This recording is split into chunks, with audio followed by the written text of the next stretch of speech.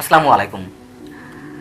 আমি নিজে ব্যক্তিগতভাবে ধর্মীয় কোনো বিষয়ে কথা বলতে, বিশেষ করে পাবলিকলি কথা বলতে খুব একটা স্বাচ্ছন্দ্য বোধ করি না, আগ্রহ বোধ করি না। এর অনেক কারণ রয়েছে। তার মধ্যে একটি হচ্ছে নিশ্চিতভাবে ধর্মীয় বিষয়ে আমার জ্ঞানের গভীরতা অনেক অনেক কম। তারপরেও সাম্প্রতিক সময়ে বিভিন্ন সাম্প্রদায়িক ইস্যুতে যে ধরনের একের পর এক বিতর্কিত কর্মকাণ্ড ঘটানো হচ্ছে, খোদ রাষ্ট্রের পক্ষ থেকেও কোনো কোনো ক্ষেত্রে উৎসাহ দেওয়া হচ্ছে, সেগুলোকে আমাদের কাছে মনে হচ্ছে গভীর ষড়যন্ত্রের একটি অংশ। এবং এই ষড়যন্ত্রের মধ্য দিয়ে অসাম্প্রদায়িক এই বাংলাদেশে খুব শীঘ্রই সম্ভবত অথবা যে কোনো সময় গভীর একটি রেখাপাতের সৃষ্টি হতে যাচ্ছে। ভয়ঙ্কর এক অন্ধকারের দিকে আমরা সম্ভবত হাঁটতে চলেছি। এই কথাগুলো এই কারণে এই মুহূর্তে বলছি যে বাংলাদেশে এবার সম্ভবত হিজাব কিংবা বোরকা বা নিকাব নিষিদ্ধ হতে যাচ্ছে। তার সিমটম এরই মধ্যে দেখা যাচ্ছে। এই সিমটম দেখা গেছে চট্টগ্রামের একটি হাসপাতালে, চট্টগ্রামের চক্ষু হাসপাতাল হিসেবে পরিচিত Chittagong eye infirmary and training কমপ্লেক্সে। সেখানকার কর্তৃপক্ষ প্রতিষ্ঠানটিতে কর্মরত নারীদের উপরে বোরকা এবং নেকাব পুরোপুরি নিষিদ্ধ করেছে। এই নির্দেশনাটি এসেছে গত 16 এপ্রিল, আর এটি গণমাধ্যমে এসেছে 24 এপ্রিল। RTVর অনলাইন পোর্টাল সহ কয়েকটি গণমাধ্যমে এই খবরটি এসেছে।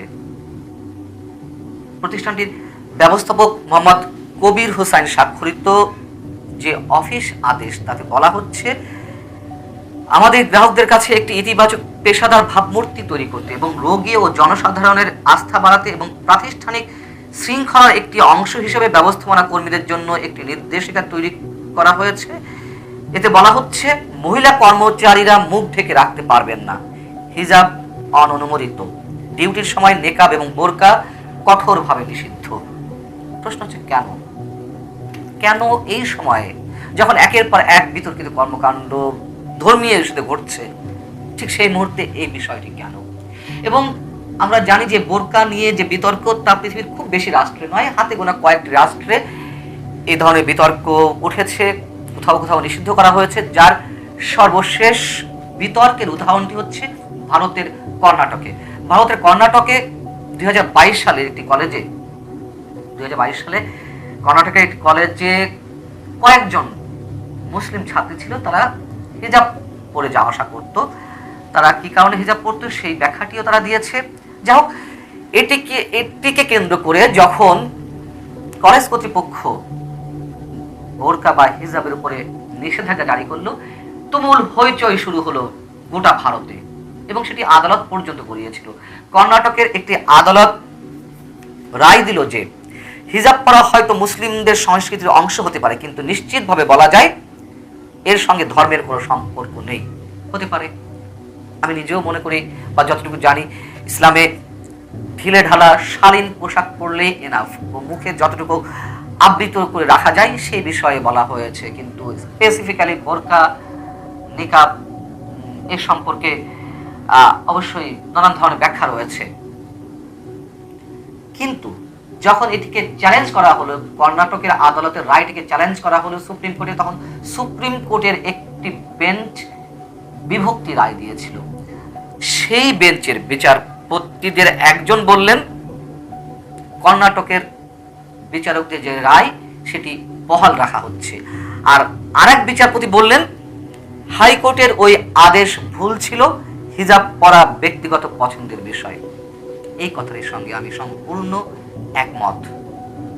তার কারণ পোশাকের ক্ষেত্রে মানুষের নীতি কিংবা নৈতিকতার বিষয়টি যেমন জড়িত, সে কি ধরনের পোশাক পরবে, ইচ্ছা অনিচ্ছার বিষয়টি জড়িত, ব্যক্তির স্বাধীনতার বিষয়টি জড়িত।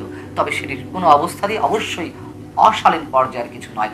যখন আমাদের দেশের প্রগতিশীল ব্যক্তিরা নারীদের ক্ষেত্রে কোনো আপত্তিজনক পোশাকের ক্ষেত্রে তারা বলেন যে এটি তার স্বাধীনতা, তাহলে কে বোরকা পরবে আর পরবে না, হিজাব পরবে আর পরবে না, সেটিও তো তার ব্যক্তিগত স্বাধীনতার বিষয়। যদি প্রতিষ্ঠানের ক্ষেত্রে বলেন যে প্রাতিষ্ঠানিক কিছু রুলস থাকতেই পারে, বিধিবিধান থাকতেই পারে অবশ্যই, কিন্তু শালীন ড্রেসের ক্ষেত্রে, পোশাকের ক্ষেত্রে কেন বিধিনিষেধ আসবে? এবং বোরকা, হ্যাঁ, নিকাবের ক্ষেত্রে আসতে পারে, যেহেতু নেকাব পরে কে যাচ্ছে না যাচ্ছে এটি বোঝা যায় না, সেক্ষেত্রে অনেক ধরনের বিধিনিষেধ আরোপ করা হতেই পারে।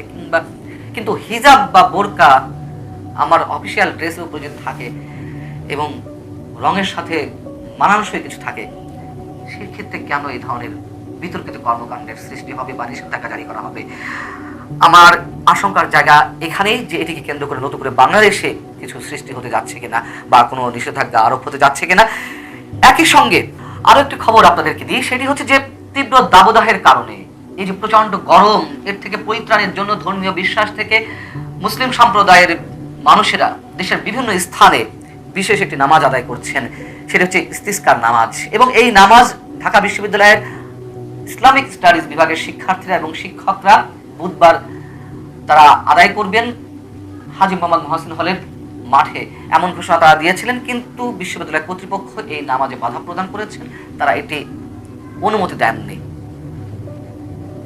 না দেওয়ার কারণ হিসেবে ব্যাখ্যায় যেটি বলা হচ্ছে যে খোলা মাঠে নামাজে অনুমতি আমরা দিতে পারি না, এটি বিশ্ববিদ্যালয় কর্তৃপক্ষ বলছে। নামাজের জন্য আমাদের কেন্দ্রীয় মসজিদ রয়েছে, হলে হলে মসজিদ রয়েছে, ইমাম খতিবও রয়েছে, খোলা মাঠে কেন ওই গরমে নামাজ আদায় করতে হবে? আমরা তাদের এই বক্তব্যটি যুক্তিসঙ্গতভাবেই ধরতাম যদি কিনা এর আগে আরো অনেক ধরনের বিতর্কিত কর্মকাণ্ড ঘটানো না হতো। আমরা রমজান মাসে দেখলাম যে ইফতার মাহফিলের ক্ষেত্রে বিভিন্ন কলেজ ক্যাম্পাসে নিষেধাজ্ঞা জারি করা হলো, বিশ্ববিদ্যালয় ক্যাম্পাসে নিষেধাজ্ঞা জারি করা হলো। কেন? আমাদের প্রধানমন্ত্রী তিনি বলেছেন ইফতার মাহফিল না করে ইফতার সামগ্রী যেন গরিবদের মাঝে বিতরণ করা হয় এবং তুচ্ছতা সাধন করা হয়। এর আগে তো কখনো এগুলো দেখা যায়নি। এবং প্রধানমন্ত্রী এই আহ্বান অনেকের কাছে নির্দেশ হিসেবে গৃহীত হলো, যার কারণে অনেকে অতি উৎসাহী হয়ে এগুলো করা শুরু করলো এবং যার ক্রিয়া প্রতিক্রিয়া বিভিন্নভাবে আমরা দেখলাম। এমনকি রমজান কেন্দ্রিক আলোচনার আয়োজন করেছিল ঢাকা বিশ্ববিদ্যালয়ের আইন বিভাগের শিক্ষার্থীরা। তারাও সেই আলোচনা অনুষ্ঠান করতে গিয়ে বাধার সম্মুখীন হলো। সেখানে ছাত্রলীগের বহিরাগতরা হামলা করলো, প্রায় 7-8 জন শিক্ষার্থী আহত হলো। এগুলো কিসের অংশ? কোন ষড়যন্ত্রের অংশ এগুলো? আমরা জানি না। এবং এ ধরনের বিতর্কিত কর্মকাণ্ড একের পর এক চলছে। অনেকে বলছেন যে এগুলো পার্শ্ববর্তী রাষ্ট্র ভারতের ইশারায় করা হচ্ছে, ভারতের ইন্ধনে করা হচ্ছে। বাংলাদেশের শিক্ষা ব্যবস্থাকে কেন্দ্র করে এই ধরনের বিতর্ক গড়ে উঠেছে। সবটাই যে সত্য আমরা জানি না,